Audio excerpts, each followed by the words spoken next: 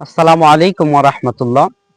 এবারে আলোচ্য বিষয়, কিয়ামতের দিন আল্লাহ তাআলা সাত শ্রেণীর ব্যক্তিকে আল্লাহ তাআলার আরশের নিচে ছায়া প্রদান করবেন। এই বিষয় নিয়ে কিছু আলোচনা।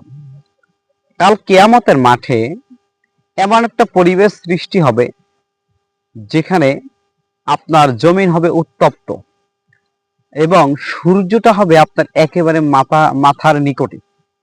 কিছু কিছু হাদিসে এসেছে অর্ধ হাত উপরে, কিন্তু এটাও মানে অত শক্তিশালী সনদ নয়। তবে আপনার মাথার উপরেই থাকবে সূর্য, এটাই সত্য। এটা এমন তো অবস্থায় যদি আপনার জমিনটা যদি উত্তপ্ত হয় এই সূর্যের মানে প্রখরতর তাপে, আর এই সূর্যের আলো আপনার যদি আজকে এত উপরে রয়েছে, অনেকে বলেন যে 9,99,00,000 বর্গ কিলোমিটার উপরে, এরকম একটা কথা বলেন। তো এটাই যদি হয়ে থাকে বিজ্ঞানীদের মতামতে, তো এত উপরে রয়েছে, সামান্য একটু রোদ আমাদেরকে দিচ্ছে, সেটা আমরা সহ্য করতে পারি না।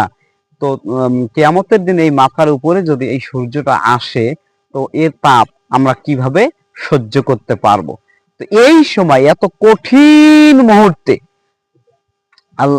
মানুষ কোনো ছায়ার অংশ পাবে না, কোনো ছায়ার বিকল্প থাকবে না, শুধুমাত্র আল্লাহ তাআলার আরশ ব্যতীত।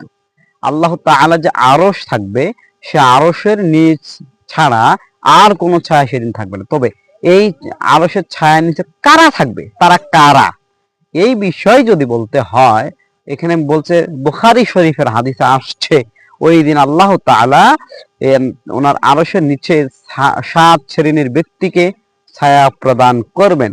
তাহলে তাদের ভাগ্যটা কত না ভালো হবে।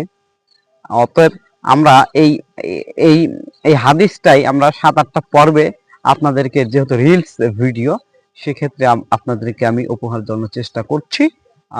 এরপর আমি দ্বিতীয় পর্বে আসছি।